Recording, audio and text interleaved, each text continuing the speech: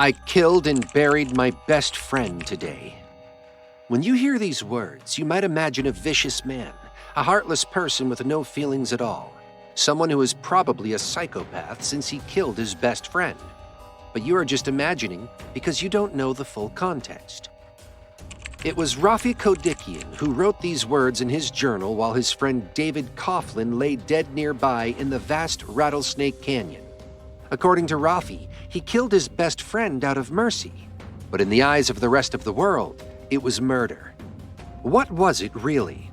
Let's hear the full story to find out. Two best friends. Rafi Kodikian and David Coughlin were the kind of friends everyone wants. Rafi, 25, and David, 26, grew up in leafy, comfortable towns. David was from Wellesley, which is a suburb in Boston, and Rafi was from Buckingham Township, which is near Philadelphia. They were raised well and grew into fine young men. Their friendship started back in 1994. At that time, they were just students.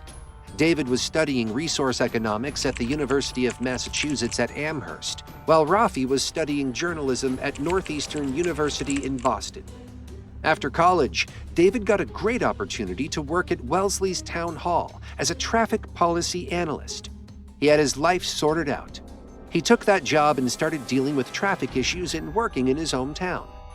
Rafi, on the other hand, was a bit of a free spirit. After graduating with honors in 1997, he filled up his Jeep and took off on a journey across America. Rafi wanted to see the world, travel, and write about it. His 10-week adventure to California and back turned into a travelogue, which he sold to the Boston Globe. He had worked there as an editorial assistant during college, so he was on good terms with the Globe's travel editor, Jerry Morris. In 2010, Rafi wanted some career advice, so he decided to have coffee with Jerry. That day, Jerry made Rafi realize that he was stuck in his job, which was wasting his talent. Rafi was doing an entry-level job at a Boston mutual funds company, where he wrote customer care letters. Jerry pumped him to do something else. Go somewhere else where his talent is appreciated and well paid. So, when the chance came to head west again, Rafi jumped at it. This time, it was Jerry Morris's idea. At the same time, David was planning his own move to California to study environmental sciences at the University of California, Santa Barbara. The timing was perfect. They decided to turn their relocations into an epic adventure. Why not travel cross-country together? They could camp, hike, and make memories. So, on Friday, July 30th, they packed up David's '94 Mazda and set out on their journey. Two best friends, ready for an adventure, excited to see what the open road had in store for them. They had no idea what was coming next, but they were ready to face it together. The road trip. So, Rafi and David hit the road. They were aiming for an adventure in the Chihuahuan Desert. The best friend duo ended up in Rattlesnake Canyon, a place as scary as it sounds. Rafi and David wanted to camp out and soak in the wilderness, so they rolled into Carlsbad Caverns National Park, which is basically 33,000 acres of nothing but hilly, barren land in southern New Mexico. They asked a park ranger where to set up camp, and he sent them to Rattlesnake Canyon. They drove on a dusty gravel road until they reached an overlook. Here they parked David's Mazda and hiked into the backcountry with just their backpacks and a few quarts of water. The rocky hillsides were steep, but they were manageable, so the two best friends hiked along a dry path for about 1.5 miles. They set up camp and gathered brush for a fire as night fell. At that time, they were thinking this was going to be a fun camping trip. But the next morning, things became serious, far more serious than you can imagine. They got lost, or as locals say, got turned around. Even though they were not far from the car, they couldn't find their way back. They wandered the narrow, rocky paths of the canyon. They tried to find their way back or their way forward, but they could not manage to find anything. During this desperate time, the only support they had was their journal. Both of them were writing entries in the same journal to pass the time and keep track of their adventure. By Thursday, panic was setting in. Rafi wrote, "Help, help," in his journal. They were as desperate as you can imagine from this disturbing message. They were running out of water and eating cactus fruit to survive. As the days dragged on, their journal entries got more desperate. If they had climbed one of the hills, they might have seen the road, but for some reason they didn't.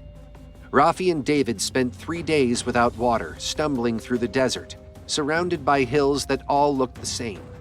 Their journals became a record of their growing desperation and fading hope. They even wrote their wills. David wrote a heartbreaking note to his girlfriend. "I am in utter agony. I know you would understand. I love you so much. I have barely eaten or drunk since Wednesday evening. Nobody is coming to help." They were convinced they were going to die, and then David lost hope. Mercy kill. By this time, things got really bad. David started getting violently ill. He was vomiting nonstop. Rafi was sick too, but David was much worse. That evening, Rafi wrote in his journal again, "We will not let the buzzards get us alive. God forgive us." And then Rafi made the most gruesome entry in his journal. He wrote the final chapter of their journey. At that time, they were dehydrated, baking in the 100-plus degree heat. The desert was silent, and Rafi sat there, scribbling in their journal. He wrote, "Sunday" at the top of the page, and then the haunting words, "I killed and buried my best friend today." Rafi detailed the horrific events. He wrote in his journal that David had been in terrible pain all night. Around 5 or 6 in the morning, he begged Rafi to put a knife through his chest. It was the hardest thing anyone had ever asked him to do, but Rafi said that he loved his best friend and could not watch him suffer, so he did as he asked. He stabbed his best friend in the heart twice with a knife. But David didn't die immediately. He was still breathing and talking, so Rafi told David he was going to cover his face. After that, David said okay. He struggled for some time, but eventually passed away. After realizing that his best friend was no more, Rafi tried to bury David.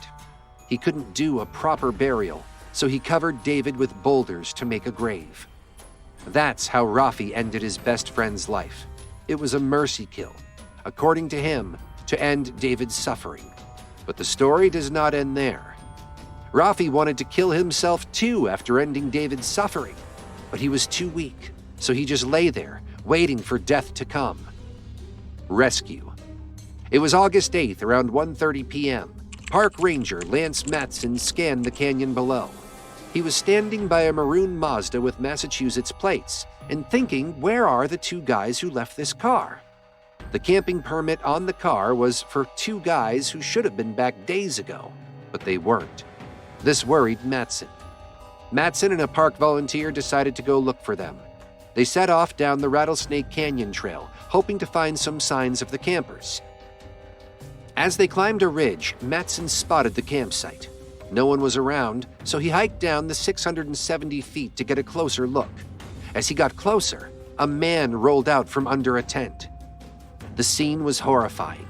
3 empty water bottles lay scattered.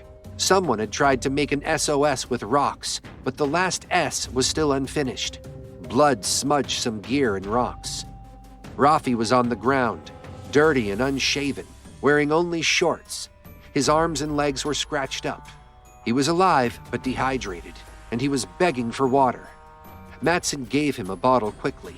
Rafi drank it all up and instantly vomited it up. This is a common symptom of dehydration. Your body rejects large quantities of water after being dehydrated for so long.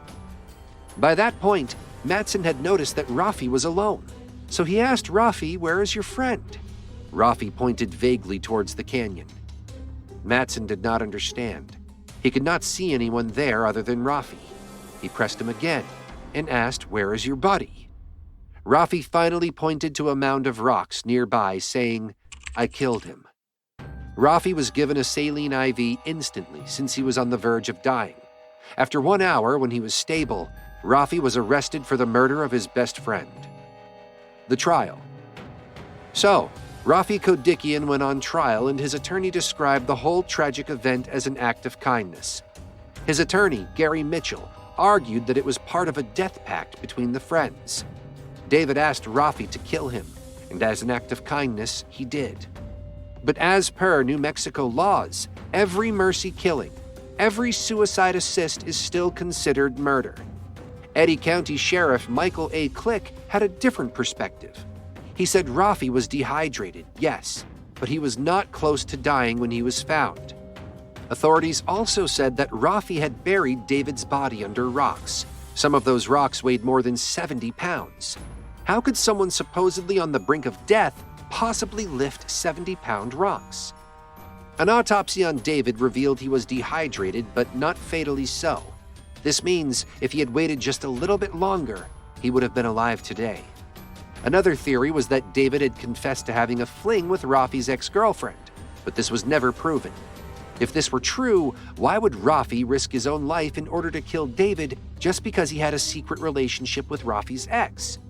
Still, at the trial, Rafi pleaded guilty to second-degree murder. David's family released a statement saying that they did not believe Rafi had any wrong intent with David. If he did anything, it was because David asked him to. When the verdict came out, Rafi was sentenced to 15 years with all but 2 years suspended, plus 5 years of probation. Within just 9 days of leaving home, Rafi lost his best friend, his future, and everything in between, all because they wanted a little adventure. What do you think really happened in that wilderness? Was it really an act of mercy or something else? Share your opinions with us in the comments below. Before you go, don't forget to like, share, and subscribe for more shocking stories. Thanks for watching. Goodbye.